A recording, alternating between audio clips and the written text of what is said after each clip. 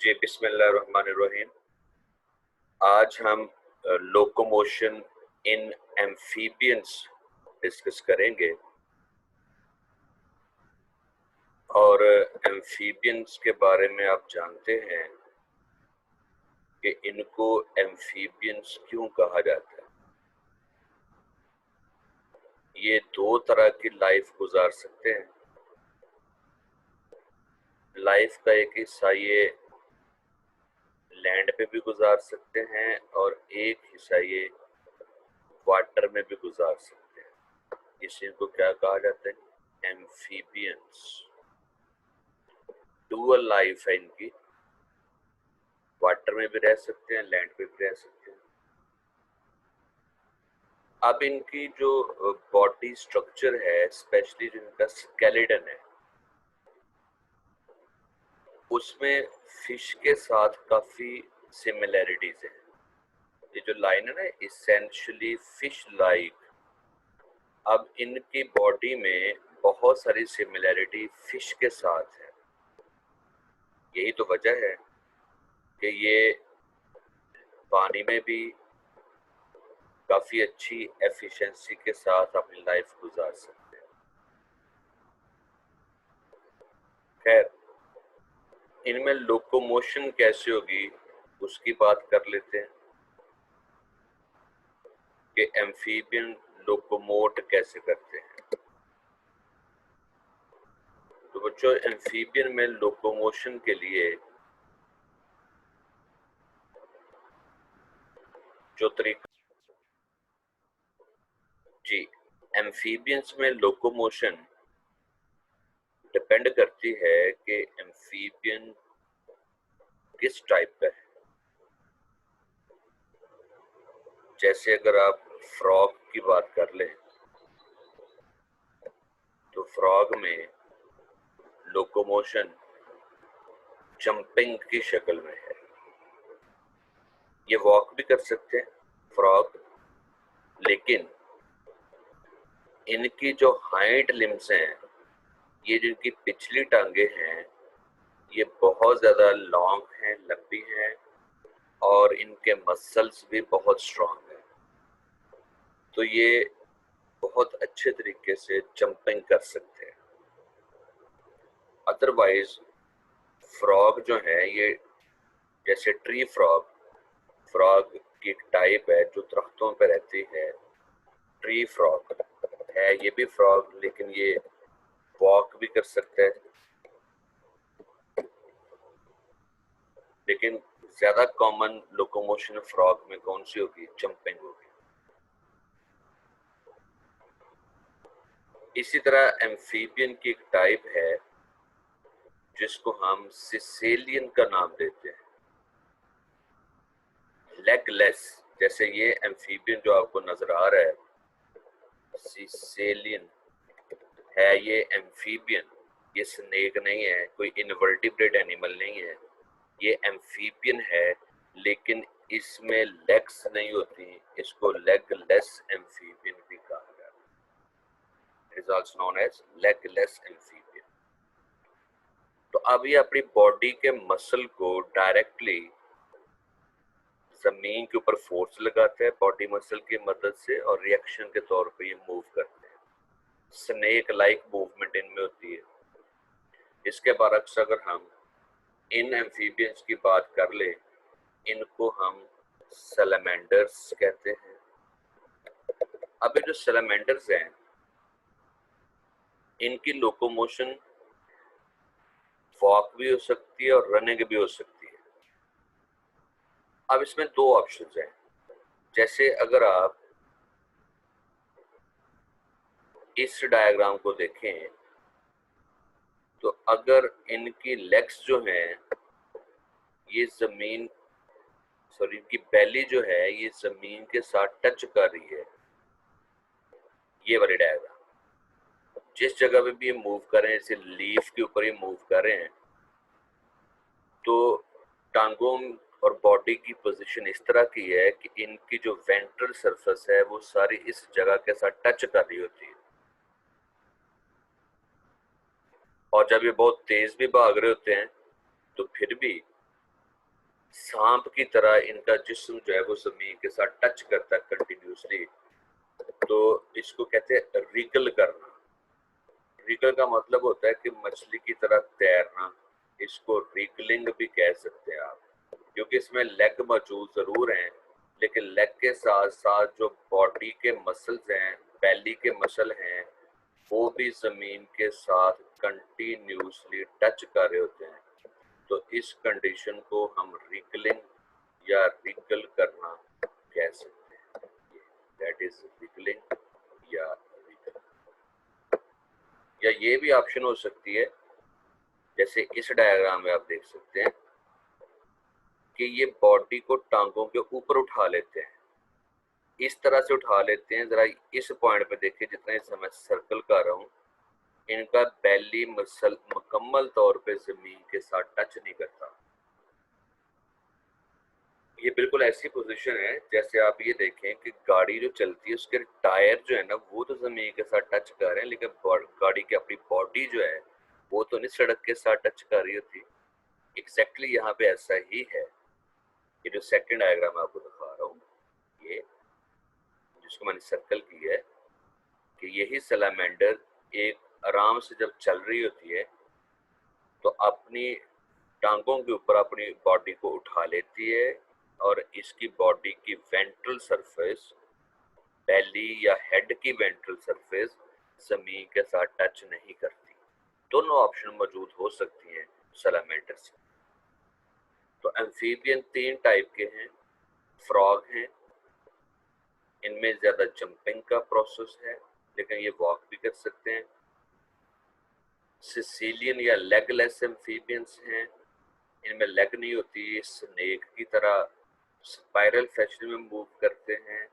और ये सलामेंडर्स हैं, और ये या तो अपनी लेग होने के बावजूद अपनी बेली को जमीन के साथ टच करके मूव करते हैं, या अपनी बॉडी को लेग के ऊपर ऐसे उठा लेते हैं और इनकी वेंट्रल साइड जमीन के साथ टच नहीं करती। अच्छा, अब ये जो सलामेंडर हैं, ये बाहर आपको लिजर्ड जैसी नजर आ रही हैं, छिपकली जैसी नजर आ रही हैं, लेकिन याद रखें लिजर्ड जो हैं वो रेप्टाइल से बिलोंग करते हैं, जबकि सलामेंडर बेशक आपको लिजर्ड लाइक दिखाई दे रहे हैं, लेकिन एक्चुअली इनका ताल्लुक एम्फीबियन के साथ है। तो अगर सामने सलामेंडर भी मौजूद हो और लिजर्ड भी मौजूद हो, तो दोनों में फर्क कैसे करेंगे? तो एक बड़ा फर्क याद रखना है, जो रेप्टाइल होते हैं या लिजर्ड्स हैं, उनकी स्किन रफ होती है, उसके ऊपर स्केल्स होते हैं, जबकि सलामेंडर या एम्फीबियन की स्किन स्मूथ होती है, स्लाइमी होती है। तो बेशक लिजर्ड और सलामेंडर शक्ल सूरत के लिहाज से बहुत रिजेंबल करते हैं, लेकिन इनकी स्किन से पता चल सकता है आपको कि लिजर्ड है या सलामेंडर है। तो सलामेंडर में रनिंग भी हो सकती है और वॉक भी कर सकते हैं।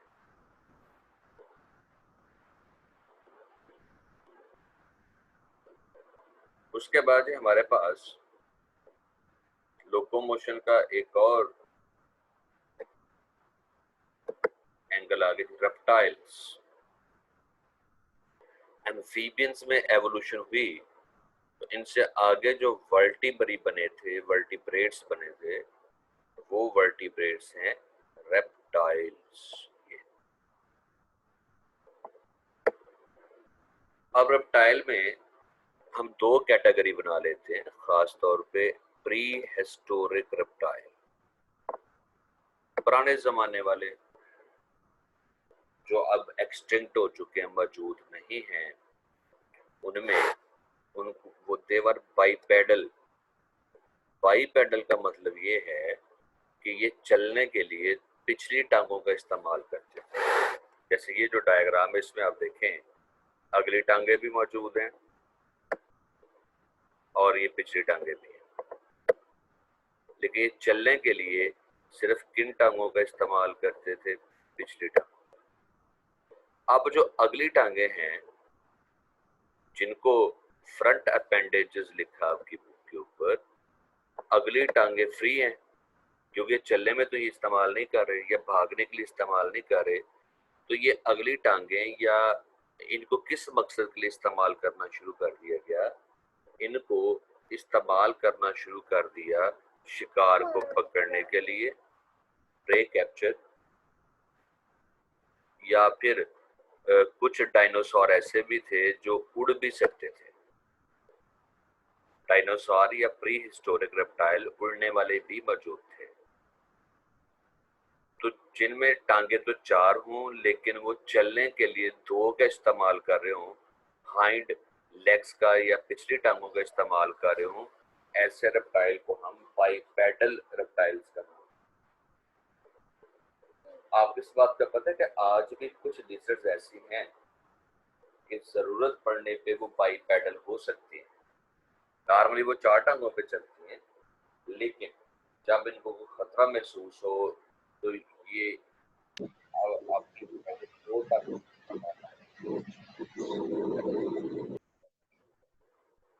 वो अगर आप लेक्चर के बाद गूगल करें बाइपेडल रेप्टाइल लिखकर, तो आप देखेंगे कि आज भी बहुत सारी लिजर्ड आपको ऐसी मिलेंगी कि जो जरूरत पड़ने पे 2 टांगों पे भी भाग सकती है, 2 टांगों का इस्तेमाल करके भाग सकती है। तो इस तरह की लोकोमोशन को हम क्या कहते हैं? बाइपेडल। लेकिन ये तरीका लोकोमोशन का ये कहाँ पे मौजूद था? मॉडर्न रेप्टाइल में बहुत कम रह गया है। ये ज्यादा कॉमन था प्री हिस्टोरिक रेप्टाइल्स में। तो 2 टांगों का इस्तेमाल करके चलना, इस तरीकाकार को क्या कहते हैं? Bipedal locomotion. इसके बाद जी एक और आपको बताते हैं, रेप्टाइल में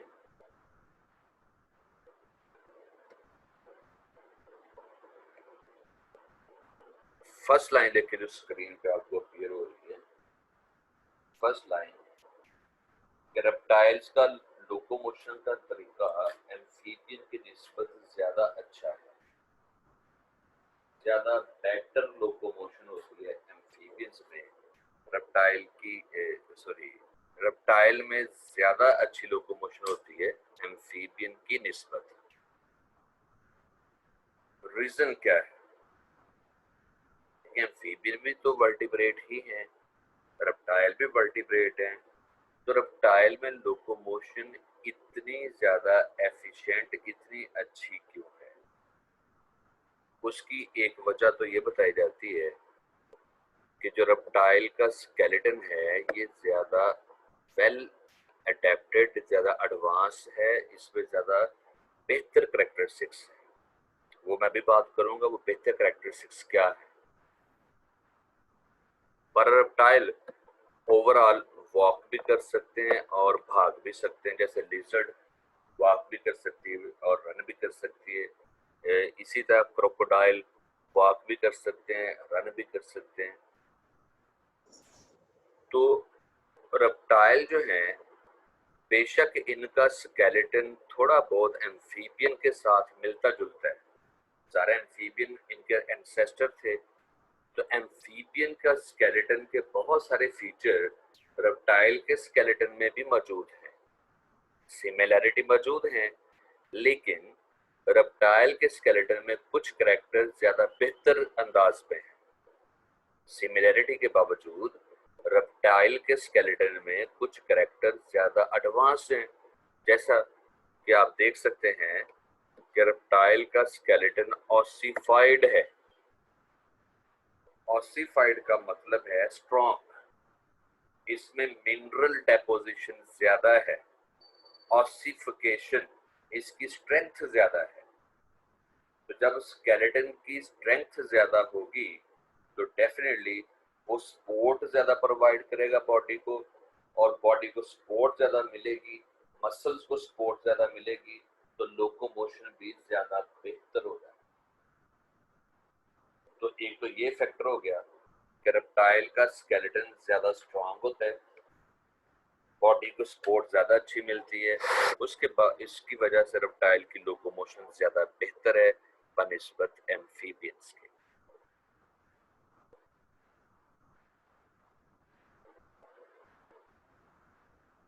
एक और फैक्टर देखें रेप्टाइल में नेक वर्टिब्री डेवलप हो गए, सर्वाइकल वर्टिब्री, वो वर्टिब्री जो नेक को सपोर्ट करते हैं, ये हम ह्यूमन स्केलेटन में पढ़ के भी आए हैं। इस खास तौर पे नेक के अंदर जो पहले दो वर्टिब्री है ना, एटलस और एक्सिस, इसकी वजह से हेड जो है ना ये काफी अच्छे तरीके से रोटेट कर सकता है। अब अगर आप इस डायग्राम को देखें, मैं थोड़ा इसको जूम करता हूँ, ये ज्यादा वाज़ेह अंदाज में आप इसको देखें, ये चेक करें जी, ये रेप्टाइल की स्कल है, क्रोकोडाइल की,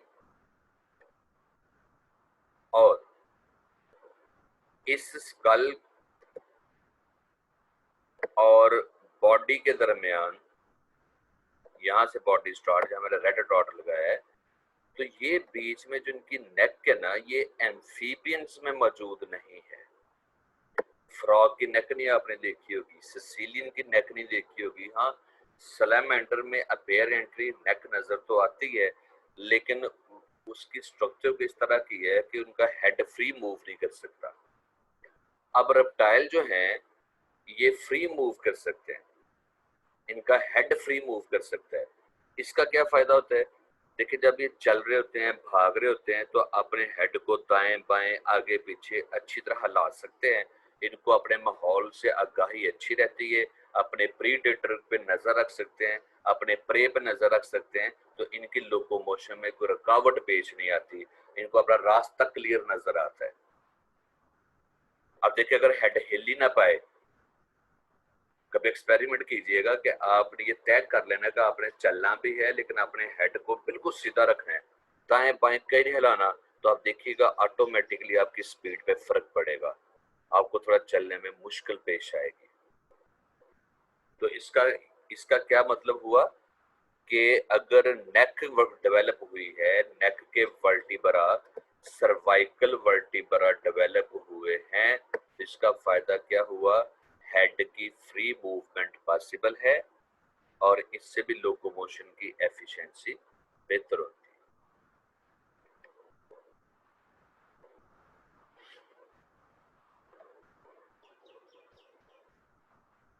तो ये तो मामला हो गया कि किस तरह से रेप्टाइल मूव करते हैं, ज्यादा बेहतर अंदाज में क्यों मूव करते हैं। चलिए इसको एक और एस्पेक्ट देखते हैं रेप्टाइल की लोकोमोशन का, उसको भी हम एक्सप्लेन करते हैं। हाँ, स्नेक के बारे में देखें। स्नेक ऐसा रेप्टाइल है जिसमें लेग्स मौजूद नहीं है। देखिए, क्रोकोडाइल रेप्टाइल है, लेग मौजूद है, लिजर्ड रेप्टाइल है, लेग मौजूद है, टर्टल कछुए जो हैं ये रेप्टाइल हैं, लेग्स मौजूद हैं, लेकिन स्नेक जो हैं रेप्टाइल है, इनमें लेग्स मौजूद नहीं। जब तक इनमें लेग्स मौजूद नहीं है तो इनकी लोकोमोशन कैसे होती है? डेफिनेटली इनकी बॉडी के जो बेली के जो मसल्स होते हैं उनकी वजह से लोकोमोशन होती है। जैसे ये स्नेक का स्केलेटन अगर आप देखें, ये वाला, यहाँ पे मैं एक लाइन ड्रॉ करूंगा, उस लाइन को आपने सपोज करना है कि ये इसकी बॉडी की स्किन है, ये बेली, ये, और ये इसकी रिब्स हैं, ये जो आपको बोन्स नजर आ रही हैं, ये जिसको मैंने रेड डॉट से मैंने मेंशन किया है, ये बेटा इनकी रिब्स हैं, रिब्स की पसलियां हैं। मसल कहाँ पे अटैच होंगे? मसल अटैचमेंट का तरीका भी जरा देख लीजिएगा। इनका मसल कहाँ पे अटैच होगा, इसको जरा बेटा गौर से सुनिएगा। अब आप ये सपोज करें कि ये इनकी स्किन की बाहर वाली साइड पे स्केल लगा हुआ है, पता है ना, स्नेक की बॉडी के ऊपर स्केल होते हैं, लेकिन ये स्केल का एक हिस्सा स्किन के नीचे तक धंसा हुआ होता है, ये वाला, ये। तो स्केल का जो ये वाला पार्ट है जिसको मैंने टिक किया है, ये बॉडी से बाहर नजर आता है, और स्केल का अपोजिट हिस्सा स्किन के नीचे मौजूद है, धंसा हुआ है। अब जो मसल्स होते हैं वो बेटा रिब्स और बॉडी स्केल के दरमियान अटैच होते हैं। जरा देखिएगा, ये मसल है रेड कलर के, एक कनेक्शन इनका किसके साथ है, मसल का रिब्स के साथ, और मसल का एक कनेक्शन है स्केल के साथ। स्केल का वो हिस्सा जो कि स्किन के नीचे छुपा हुआ है, स्किन के नीचे धंसा हुआ है। इसी तरह जहां जहां पे भी रिब्स हैं स्नेक की पूरी बॉडी में, वहां वहां पे स्केल और रिब्स के दरमियान मसल्स अटैच हैं। इट मीन कि स्नेक जब मूव करता है तो ये अपने बैली स्केल्स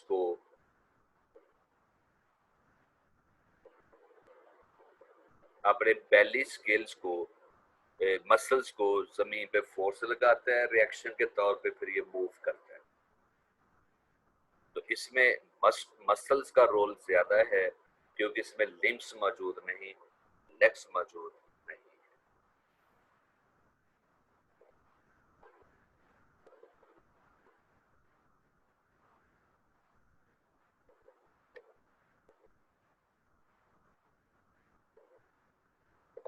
उसके बाद ही लोकोमोशन का एक और पैटर्न हम स्टडी करेंगे, और बेटा वो है मैमल्स।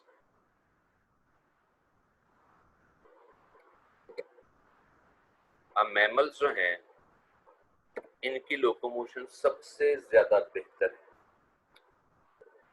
क्यों? कि इनकी बॉडी को सपोर्ट सबसे अच्छी मिलती है क्योंकि इनका स्केलेटन ज्यादा अच्छा है, इसलिए इनमें लोकोमोशन ज्यादा बेहतर तरीके से होती है। और अब मैमल्स की जो लिम्स हैं, अगली टांगे, पिछली टांगे, या बाजू और पिछली टांगे, इनमें इतनी मॉडिफिकेशंस आई हैं कि इनकी लोकोमोशन में भी बड़ी वैरायटी आ गई है। जैसे मैमल्स की पहली टाइप है जी प्लेंटीग्रेड। अब इसमें चलते हुए मैमल्स क्या करते हैं, इस डायग्राम में बेटा ध्यान रखना है, मैं इसको थोड़ा जूम करने लगा हूँ। चलते हुए मैमल क्या करते हैं जी, अपने पाँव को मुकम्मल तौर पे जमीन के साथ टच करते हैं। मुकम्मल तौर पे का मतलब क्या है, इसको भी जरा समझ लें। देखिएगा जरा, ये पाँव की जो उंगलियां हैं, जितने से को मैंने अंडरलाइन करने लगा हूँ, ये पाँव की उंगलियां भी मुकम्मल जमीन के साथ टच करती हैं। और ये हिस्सा जिसको मैंने ऊपर वाली साइड पे रेड कलर से अंडरलाइन की है, ये पाँव का जो तलवा है, सोल, ये भी ऑलमोस्ट पूरे का पूरा ही जमीन के साथ टच करता है। और ये जो एड़ी है, ये भी पूरी की पूरी जमीन के साथ टच करती है।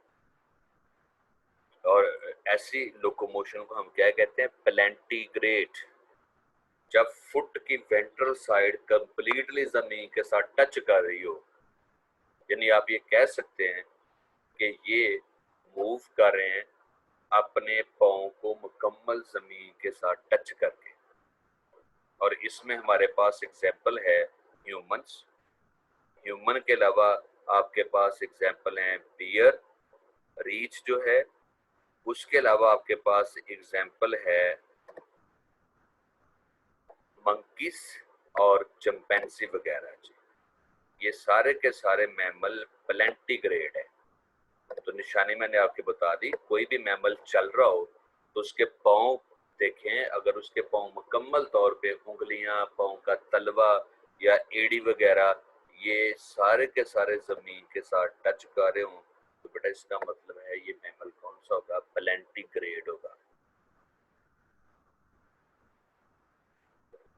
उसके बाद यहाँ पे ये एप्स आया है जी। एप्स जो है ये ग्रुप है जिसमें ये गोरिल्ला, चिंपैंजी, बिन मांस वगैरह सारे शामिल होते हैं। ओके, मैमल्स का सेकंड ग्रुप है डिजिडीग्रेड। डिजिड पता है आपको, उंगलियों को कहते हैं। अब ये मैमल इस अंदाज में चलते हैं कि इनके पाँव का जो तलवा होता है वो जमीन के साथ टच नहीं करता। ये मैं अभी इसको जूम करके बताता हूँ, आप समझ जाएंगे। ये डॉग वगैरह देखिए, ये देखिएगा, ये जिस हिस्से को मैं रेड कलर से सर्कल करूंगा ना बेटे, ये इनके पाँव का तलवा है। ये देखिएगा ये वाला, और ये चेक करें कि ये चलते हुए जो पाँव का तलवा है ये जमीन के साथ टच नहीं कर रहे, ये हर वक्त ऊपर उठा रहता है। सिर्फ इनके पाँव की उंगलियां ये जमीन के साथ टच करती हैं, ये इतना हिस्सा। इट मीन ये डिजिटिग्रेड है, ये पाँव की उंगलियों पे चलते हैं। हाँ ये है कि पाँव की जो उंगलियां हैं ये मुकम्मल तौर पे जमीन के साथ टच कर रही होती हैं, लेकिन जो पाँव का तलवा है, सोल और एड़ी है, ये जमीन के साथ टच नहीं करती। और इनके पाँव में जो 5 उंगलियों की बजाय 4 उंगलियां होती हैं, क्योंकि एक उंगली बहुत ज्यादा छोटी रह जाती है, साइज में रिड्यूस हुई होती है, और किसी मैमल में तो ये पहली उंगली मुकम्मल तौर पे खत्म भी हो चुकी होती है। तो ये डिजिटिग्रेड एनिमल्स हैं और मैमल्स हैं, और इनकी एग्जाम्पल आप देख लें, आपको स्क्रीन पे भी दिखाई दे रही है। तो जो अपनी उंगलियों पे चलते हैं उन मैमल्स को आप क्या कहते हैं? डिजिटिग्रेड। तीसरी तरफ आ जाते हैं अनग्युलिग्रेड। अब यहाँ पे पता क्या हुआ है, ये पाँव की उंगलियां मुकम्मल टच नहीं करते, बल्कि पाँव की उंगलियों की जो टिप्स होती हैं, उंगलियों के जो सिरे होते हैं, उन पे चलते हैं ये। जैसे अब पाँव की उंगलियों के जो सिरे होते हैं, क्या वो इतने मजबूत होते हैं कि पूरी बॉडी का बोझ उठा सकें? नहीं ना होते। तो फिर क्या होता है एक्चुअली, ये डायग्राम देखिएगा, मैं इसको जूम आउट करके दिखाता हूँ, जूम इन करता हूँ मैं इसको, ये जरा देखिएगा। इस केस में आप चेक करें कि ये पाँव का सोल है, जिसको मैंने नंबर 1 लिखा है, और ये नंबर 2 ये इनकी डिजिट हैं, और ये नंबर 3 जो है ये पाँव की उंगलियों के सिरे हैं। लेकिन बेटा ये सिरे जो है वो बड़े मजबूत हो गए, केराटिन प्रोटीन जमा होकर, और इस हिस्से को हम हूफ कहते हैं, सुम कहते हैं उर्दू में, और यहाँ पे हम इसको क्या कह रहे हैं? हूफ कह रहे हैं। तो ये हूफ बन गया है, और इसलिए इन मैमल्स को हूफ्ड मैमल भी कहा जाता है। हूफ्ड मैमल, ये हूफ बन गया, और इन मैमल को हूफ्ड मैमल भी कह सकते हैं। तो फिर सुन लें, जो पाँव की उंगलियों की टिप्स होती हैं, सिरे होते हैं, जहाँ पे जैसे आपके नाखून मौजूद है ना उंगलियों में, उतना हिस्सा कहलाता है टिप ऑफ डिजिट, उंगलियों का सिरा। अब इन मैमल्स में क्या हुआ है कि ये नाखूनों की तरह ही स्ट्रक्चर मौजूद है, लेकिन इतनी ज्यादा केराटिन प्रोटीन इकट्ठी हुई है कि ये डेवलप हो गए हैं हूफ की शक्ल में। तो जितने भी हूफ्ड मैमल हैं, जितने ये मवेशी हैं, गाय, भेड़, बकरी, भैंस हैं, हिरन है, तो ये सारे के सारे अनग्युलिग्रेड है।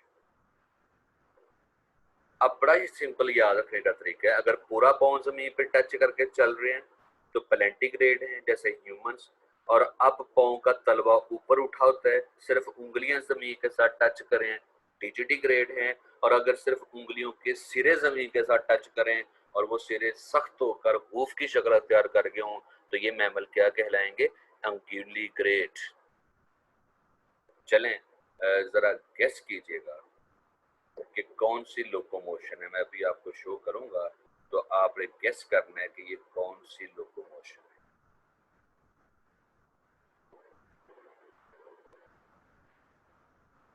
जी, पहली डायग्राम जिसमें यस लिखा और दूसरे डायग्राम जिसमें नो लिखा है, यस बताएं आपके ख्याल में ये कौन सी लोकोमोशन है? प्लेंटिग्रेड। प्लेंटिग्रेड है, प्लेंटिग्रेड है। देखिए पाँव का पूरा तलवा जमीन के साथ टच कर रहा है ना, ऑलमोस्ट। और जिस पे नो लिखा हुआ है, देखिए ये उंगलियों के सिरे पे मूव कर रहे हैं, तो ये क्या है? ये अंगुलीग्रेड है। तो ये जो मुख्तलिफ मैमल में मुख्तलिफ पैटर्न्स हैं लोकोमोशन के, वो हमने डिस्कस किए हैं। और यहाँ तक जो